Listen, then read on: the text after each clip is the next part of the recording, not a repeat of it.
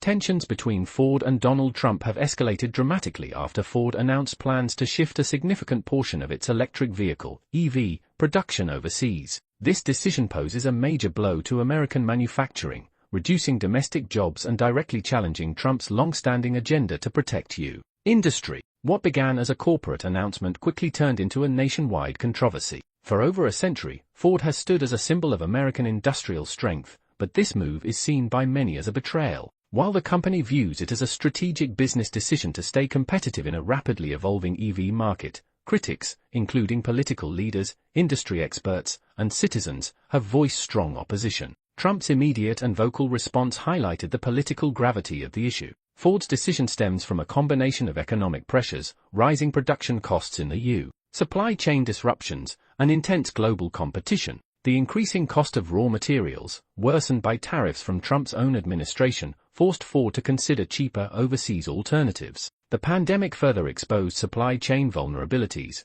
pushing Ford to seek more stable sourcing abroad. With global competitors like Tesla, Hyundai, and Volkswagen ramping up production, Ford believed this move was essential to maintain its position in the EV market. However, the company misjudged the political backlash, with Trump leading the charge in condemning what he and many others view as a serious misstep. This time, Donald Trump's target wasn't a political opponent, it was Ford. At a rally, Trump accused the automaker of betraying American workers by moving jobs overseas, declaring, "We built Ford. The American worker built Ford." The crowd's anger turned not toward Trump, but toward the company. To many, Ford's decision wasn't just a strategic business move, it was a betrayal. Trump's response was swift. He began discussing potential retaliation, including higher tariffs and revoking federal incentives. His allies echoed his stance, promising action against corporations prioritizing global operations over American labor. Trump had clashed with big business before, but this confrontation, set against the backdrop of a high-stakes electric vehicle race, struck a deeper chord.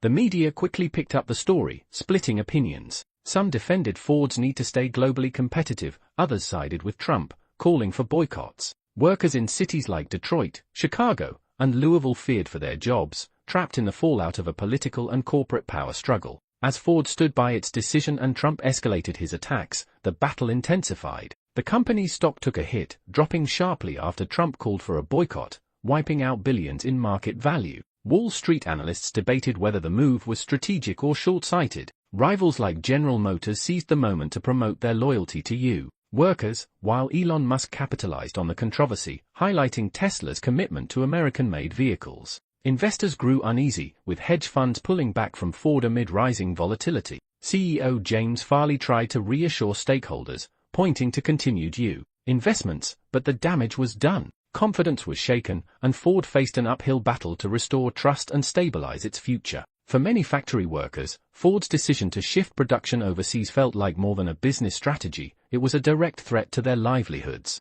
In manufacturing hubs across Michigan, Kentucky, and Ohio, fears of job cuts began to circulate. Workers who had dedicated their careers to Ford, depending on the stability of an already shrinking manufacturing sector, were left anxious and uncertain.